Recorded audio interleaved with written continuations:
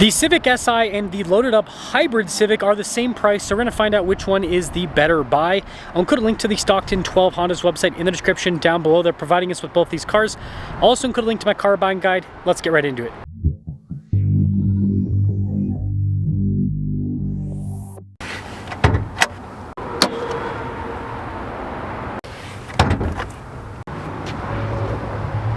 The Civic Hybrid is powered by a 2-liter hybrid 4-cylinder that produces 200 horsepower and then 232 pound-feet of torque. Fuel economy is 50 around town and then 47 on the highway. The SI is powered by a 1.5-liter turbo 4-cylinder. Goes through a 6-speed manual, whereas the hybrid's an automatic. Anyways, fuel economy is 27 around town, 37 on the highway. Power outputs are 200 horsepower and then 192 pound-feet of torque.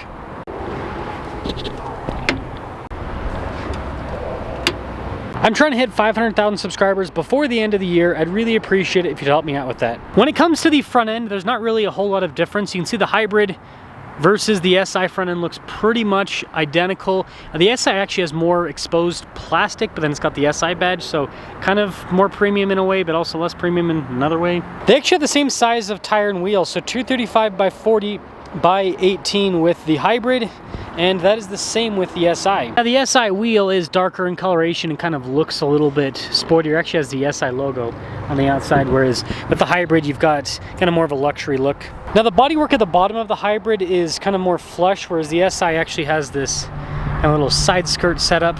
The SI also has a spoiler in the back, whereas the hybrid does not. Notice no visible exhaust tips with the hybrid. I mean, you can see down below, little one sticking out, but it's pretty covered, whereas with the SI, you've got dual outlet exhaust tips out back. So this leads to the hybrid looking a little bit more mature, I suppose, whereas the SI looks a little bit more fun, a little bit sportier on the exterior. And here's some other angles. Here's the hybrid, for example, and then here is the SI. The interior is another big difference. The SI has this bright red coloration on the door panel, and that continues onto these seats. You've got these bucket type seats, more red around the vents, and then you can see you've got the digital gauge cluster here. Kind of compare the infotainment system size. But yeah, more red throughout the rest of the venting. Just a single zone climate, but we do have heated seats. Got the shifter for the manual transmission. This also comes with a sunroof. So it's kind of mixed because you have cloth trim, which is a little bit more base, but then you've got loaded up features like the heated seats and the sunroof that add a little bit more value, I suppose. The hybrid definitely has a fancier interior. I mean, the door panel's got nice soft touch trim, no cloth. And look at these seats. They're also power adjustable, whereas again, in the SI, it was manual with the adjustment. Now you've got a digital gauge cluster. Infotainment system actually looks like it's pretty much the same size, but look at this. Dual zone climate, still have heated seats, but that's in addition. And this actually has a wireless phone charging pad, whereas the SI did not. Still has a sunroof, so I think it's fair to say that this just has a nicer interior overall in terms of the materials. And with features like the dual zone climate and the phone charging pad, it just has more features too. The hybrid stickers for about $33,000, the SI stickers for about $32,000. So they really are neck and neck when it comes to pricing. Let's take them out and see which one performs the best. Civic Si. It's gonna say you better auto release the brake. I hate it when cars don't do that. There are certain cars that literally you always have to press the button for it to release the brake. Now, funny enough, I'm actually going to have an SI tomorrow. It's coming in as a demo car. So, yeah. Driving an SI just to then go and drive an SI for the next week. Yeah, that is the life of a car reviewer. No complaints. No complaints whatsoever. These bucket type seats are actually pretty darn comfortable. Honda does a great job with sporty seats. Other manufacturers should take note. The seats in the SI and especially the seats in the Type R, both very comfortable for being sportier designs. Now, when it comes to power, the SI has a nice balance because it's got enough power to where it feels a little bit more exciting, but it's also still slow enough that, oh, and it has the auto rev match too. That's cool. Anyways, it's still slow enough that you're not going to get in trouble. Like it would be hard to get in trouble with one of these SIs. And the manual transmission is really good. It's notchy into the gates. It's a smooth setup.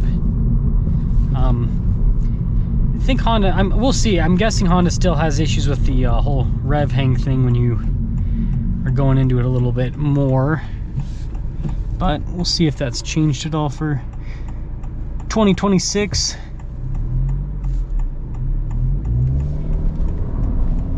Man, the low end on this. Yeah. It's still got a little, it still kind of does it. It's not horrible. You get used to it, but this thing's fun. Again, like, you can really get into it and like kind of rip with this thing, and it's kind of like a Miata where you're just not going all that fast because, again, it's only got 200 horsepower. And the manual transmission, right? You know, manuals are not nearly as quick to shift as modern automatics, and so this is just, you know, you're not going to be able to shift as fast too, and so it slows everything down, but it's got quite a bit of engagement. It sounds pretty cool too. It's still a 4-cylinder, so it's not crazy with the sound. What is this Lexus doing?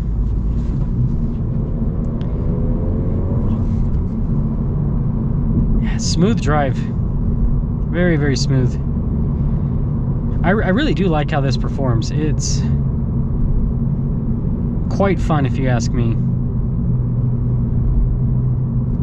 And the suspension's comfortable. The thing about Civics that's nice is, the modern Civic at least, is they have spent a lot of time in making this more luxurious. And you can tell it is a lot more comfortable than the previous generation Civic. And it's an economy car, but it's kind of like a luxury, or I guess you could call it a premium car in a way, with how it goes over bumps and everything. It's really comfortable. It's pretty well insulated too.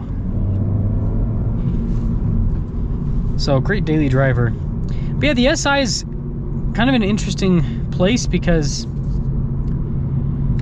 you know, everyone's gonna want the Type R because that's the really cool one. But this offers, I would say, probably about 80% of what the Type R offers at a significantly lower price point. That extra 20% is, well, it's got like another 100 horsepower, and it's got much better suspension, and the steering, the transmission tuning, everything's just better in the Type R. Again, that's the extra 20%. But it's also way more expensive. Man, this SI is fun to drive. Again, this is the type of car that's like, you want to have fun, but responsibly. And you can do that in a Civic Si. Civic Hybrid. 200 horsepower. 232 pound-feet of torque. Of commuting fury. I still think that Honda should throw an electric motor out back, all-wheel drive version. It would sell well, especially here in the good old state of Utah.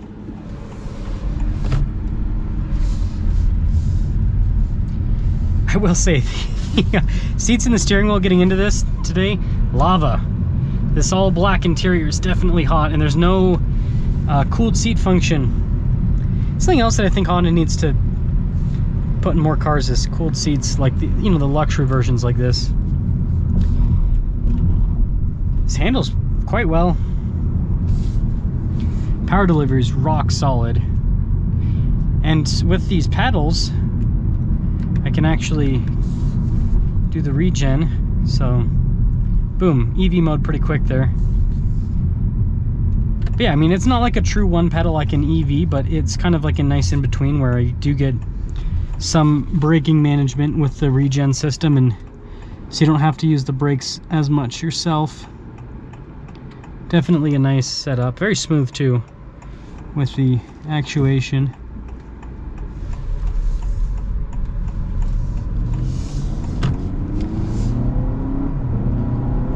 Man, this is so razor sharp. Honda's hybrid is so good.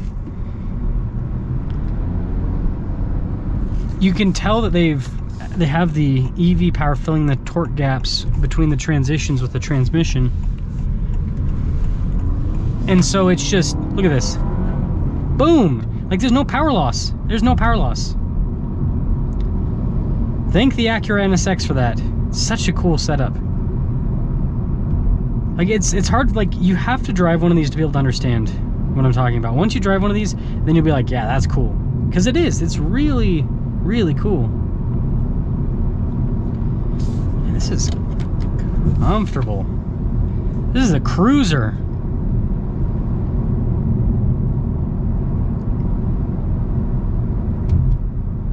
Yeah, the ride quality is great too.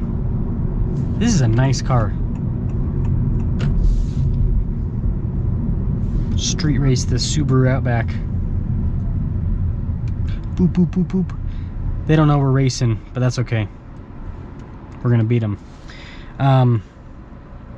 This interior is really nice too. Seats are comfortable. This is a great car for $30,000.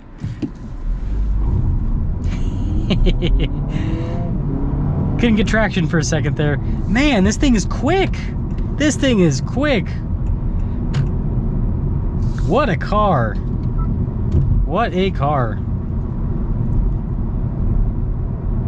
Yeah, this is hard to beat. And this is the thing that I like about Honda's hybrids over Toyota's is the performance. Again, you get pretty similar fuel economy, but you get much better acceleration. I hope that Toyota is able to figure something out with their hybrid systems to make it so they're more seamless like this. That's really the biggest improvement that Toyota can make at this point. It's not economy, it's not reliability, because both of those are great. It's the performance. Yeah, this handles well too. Again, this is a really well balanced car. Honda's done a great job. Like I said, my biggest critique is I think this should have cooled seats at this price point, and maybe a cooled steering wheel with how hot it was. No, that's not a thing, but maybe a heated steering wheel, you know, add a little bit more value. Yeah, the performance is great. The ride quality is fantastic. Just a nice car. Yeah, you gotta appreciate what's gone into this Civic hybrid, and I prefer this to the Corolla hybrid and the Prius in terms of the performance and most of the interior bits and everything. Yeah, especially the performance. Now when it comes to this compared to the SI, I hate to say it, but I think this is better than the SI. Same price point pretty much. $1,000 is not that much in today's world. $1,000 more, and you get a nicer interior, more features. I think this actually, now that I'm looking at the infotainment system, I think this actually is the upgraded system.